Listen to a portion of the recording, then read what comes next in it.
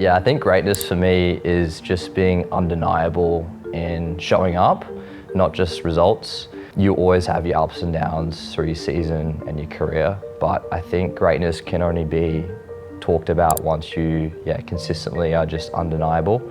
And in Australia, it's not easy to do, and even harder to do on a world stage. But I think for sprinters especially, I talked to Lockie about this quite recently. As you know, as soon as he went sub 10, we want to be the greatest ever, and we want to be remembered after our careers finish and be around the sport. So yeah, I think that word it's a big one. It's thrown around a lot as well, pretty loosely. But yeah, it's something that we all strive for. And me personally, it's not weird to say I want to be the greatest sprinter to come out of Australia. Otherwise, why else train? So yeah, it's a pretty big word for us.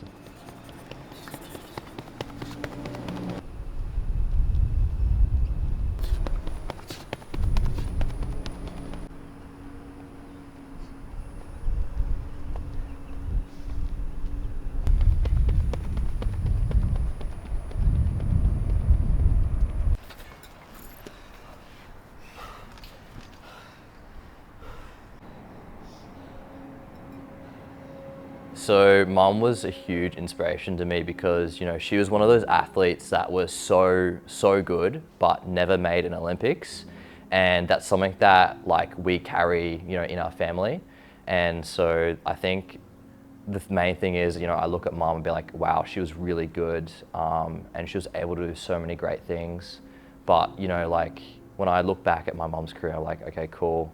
I want to now make it a thing for us that we make the Olympics. And so, if I get there to LA, they'll fly her out. So I think it's, really important for me personally to do that for my mom as well.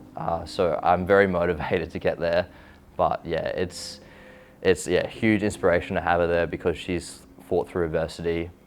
And I think that's also why I was able to get through these last 2 to 3 years, because I've had, someone in the same house that's gone through that over different periods of their life. So yeah, she's a huge inspiration to me. Yeah, so Mum's had the medals in her bank.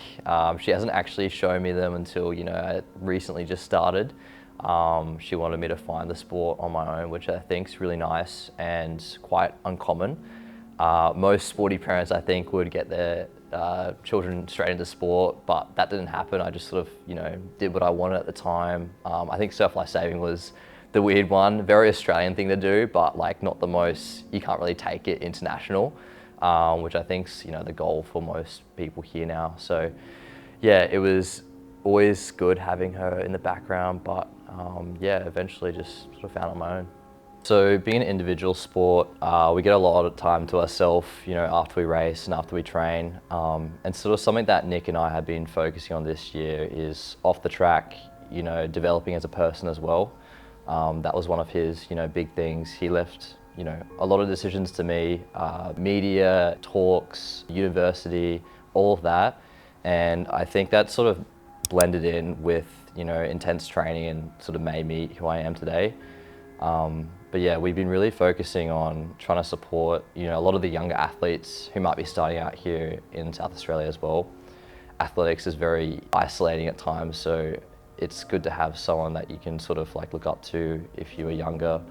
I'm happy to be, starting to be that guy for maybe a young 10, 12-year-old coming through the sport. And hopefully I'll be, here for another 10 years or so, so they can see what needs to be done in their own state before they can go interstate and then hopefully out of Australia. But yeah, it's looking like, it's all working. And yeah, Nik's doing a good job keeping me humble, which I think is important as well. Especially in a time where, everyone's almost attacking each other over, different things online. Or I think it's nice to just take a step back and, just support everyone for, what they're doing right now.